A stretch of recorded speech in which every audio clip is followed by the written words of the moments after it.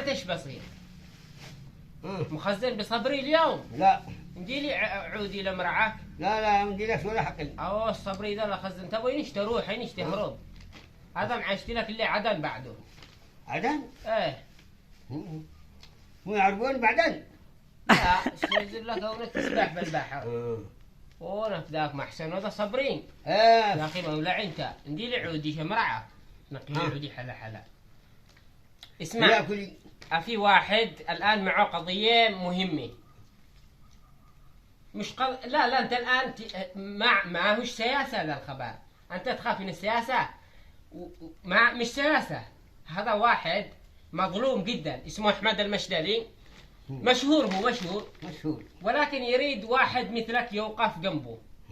يعني اعمامه شلوا علو البصاير حق الارض. ايوه وهربوا صنعاء من عدن وهربوا صنعاء والان يطالبهم من دول البصاير ما رضوش. ايوه وصل لهم رساله يعني عيب عليهم اشتحوا. كيف عيب عليهم اشتحوا؟ وين كانوا يدمغوا؟ ها؟ لما عمامه تسلوا البصاير وسار؟ وين كان رايح؟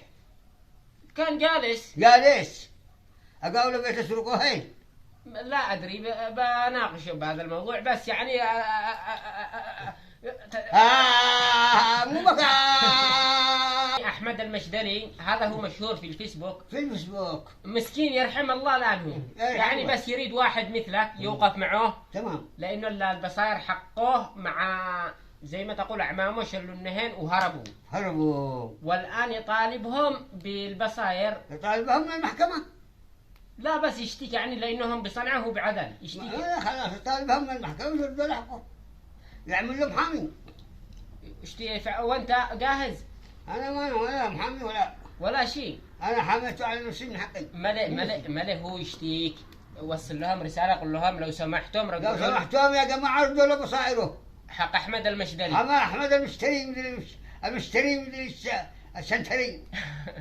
احمد المشدلي. احمد السنتري. لا احمد المشدلي. المشدلي. المشتري. عيدروس الزب بيدي يبلغك سرعة. بالله دراك. أنا لا عند عيدروس ولا عند قيزي ولا والله يلعن الخبر هذا. خب.